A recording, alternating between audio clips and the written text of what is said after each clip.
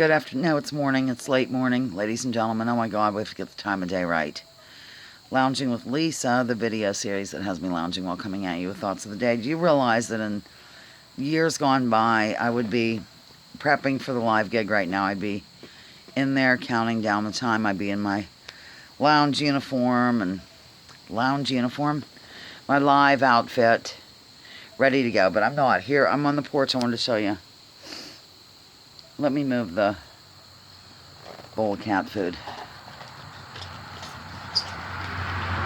I'll put my boots in instead. Treasure chest, the one that I told you that Amy gave me. She gave it to me, just gave it to me. I'm not going to leave it outdoors though. Especially because the rain comes down there. But I had it indoors and we put some canned goods in it from canning season, but we weren't going to leave them there. Just had them in there to get them, whatever. I'll show you this too. From the store next door. It lights up. It's a candle. You know, the kind that runs on batteries. It just happens to go really well. And the boots tie right in. They're not your boots. I never wear your boots. If you don't know that story, I've told it before. I'm not telling it again. I'm just dropping in to say hi and tell you what happened at Ears Acres after that video. You know, he was the star pupil and all that jazz. And then Robin got there, and Haw was not a star pupil. Period. End of story. In fact, he reared up. You know, hind legs, whoop, in the air. Got them both in the round pen. I really didn't want them both in there, but it was okay. They're joined at the hip. First of all, they were mauling Robin for her apple treats that she cut. I mean, Stanley will sit in your lap for one. He's crazy. But she has no fear of equine at all. So she's just like, get the hell away from me, whatever. It was okay. That's what I like about her. Like, I have the book knowledge, and she has the practical, hands-on solutions for your everyday donkey and mule problems, ladies and gentlemen. That's Robin, the Donkey Whisperer. You can reach her at 888-472-DONKEY. Okay. I bet you somebody will probably try to call that number. At any rate, so Haw, we just decided to go straight come-along hitch with him because, and I'm glad, because the halter would have done me no good at all in that situation. He was really good putting it on. You know, he froze, as they do. And he reared up. I don't know how else to say it. So we told Amy this after we went there, or after the pasture. I was allowed to change my shoes. I was in this outfit, basically.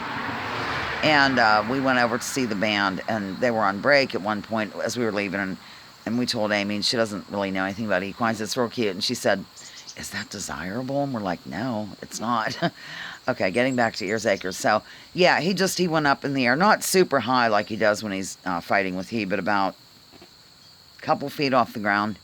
But I was able to bring him down, and he did take the 2 steps. So then he got released. But I had to just stay with him. Because had I released him after the rearing, guess what he would do? In the future, he would rear up thinking, she's going to let me go. I get release, I get comfort after I rear. And you can't have them thinking that. It's like comfort, discomfort kind of deal. Not that you're wrestling them to the ground or anything. But, yeah, so it didn't take a long time either. I mean, it wasn't like I was battling with him for an hour or something. It was probably just minutes, but it seemed a little bit longer. And then we got down and left. That was it. That's boom. You did something right. We're out of here, man. Plus, it was getting dark. So, yeah, we went over and we called the food in ahead of time because we were starved. I was so hungry. Oh, my God. And then, of course, I couldn't eat hardly any of it because I'm not used to eating a lot. These chicken tenders or chicken plank or whatever dinner they have over, it used to be called Walt's Tavern. It's now Tursky's. So, for people in the area, get that chicken tender dinner, chicken plank, chicken, something. It's white meat. It's not anything like processed. And they had delicious green beans with it. Oh my God, so good. And fries and coleslaw, except Robin didn't get slaw. And then we sat there part of the night. I'm like, is that Chuck Gehring across the room, a guy that we've known for life, named Chuck Gehring? And she's like, no, it doesn't look like him. I'm like, yes, it does look like him. And we went back and forth, and so I sent a Facebook private message and said, are you across the room from me right now? But it turns out he didn't get that message, but I got up to go out and smoke, and I walked, like, kind of by him. Next thing I know, he came out. It was indeed Chuck Gehring, ladies and gentlemen. Mystery has been solved. Chuck Gehring was there last night. It wasn't very crowded at the venue, which was kind of nice. I've never seen it not that busy at all. I'm sure the band would have wanted maybe some more people to take part or whatever. Maybe they didn't care. Who knows? That's really all I have to report. I'm putting off cooking. You know, I don't like to cook. I'm a good cook, I've been told, but I don't care for cooking at all. I don't like it at all. Like, you know how somebody will ask you, would you rather have a chauffeur, a cook, or a maid, or whatever, for a year if you won a contest? I would take a cook. I am a good cook, though. Damn it. I'm Gumby, damn it. But I'm going to make spaghetti, and with spaghetti squash as the pasta, because we grew it in the garden. I'm pointing there because it's in the sunroom. And I've been reconstructing the home after canning. See, I was going to put my saddle in here and leave it down at Ears Acres, but I'm just not sure, ladies and gentlemen. I got another, I got a thing for the saddle. I can maybe show it to you. It's not really made for a saddle. I should show you the saddle.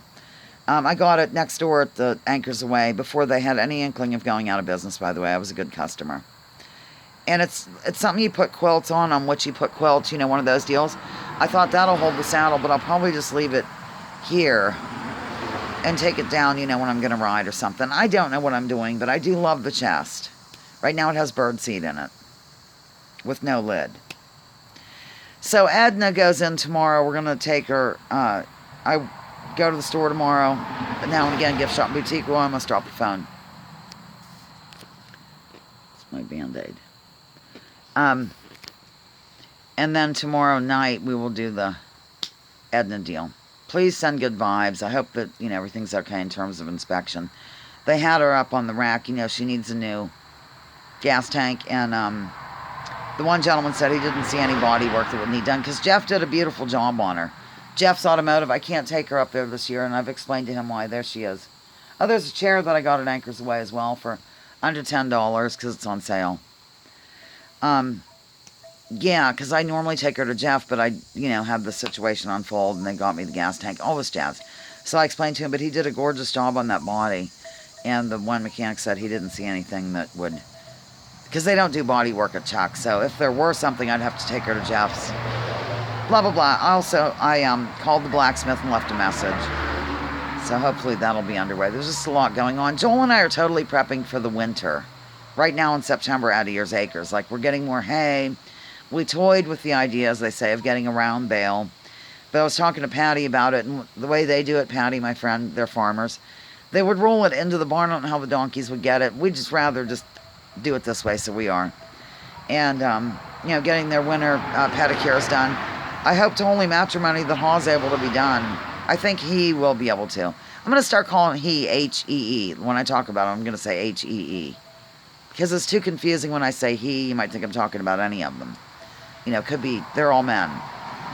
And he and Haw are total men, if you catch my drift. So, yeah, I think that H-E-E will be okay in terms of the blacksmith. I guess, I don't know, but Stanley's getting done.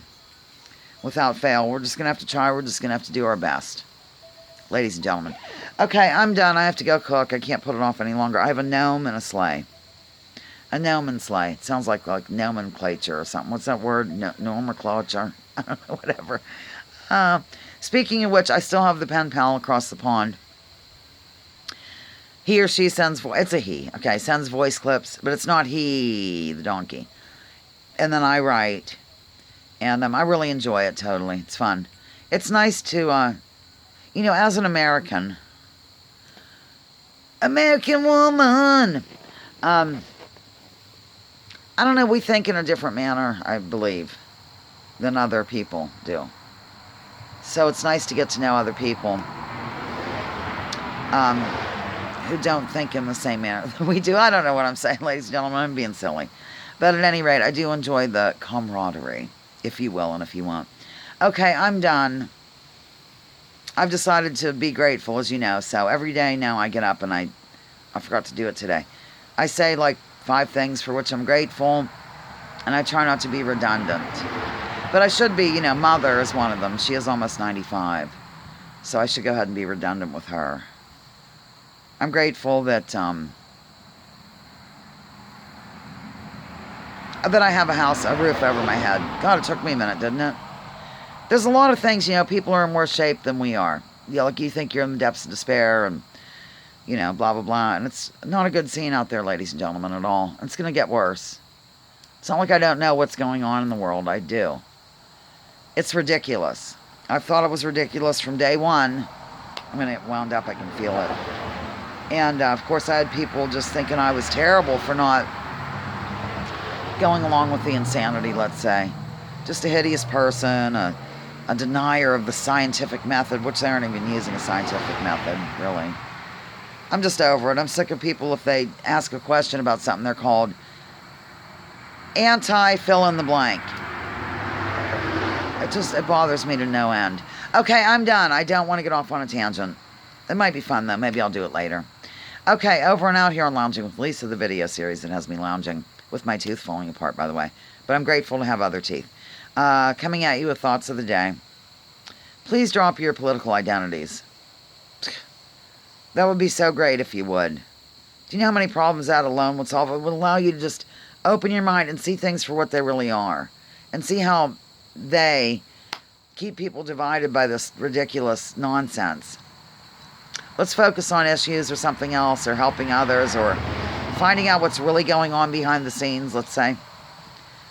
Leave labels at the door. That ties into the political crap.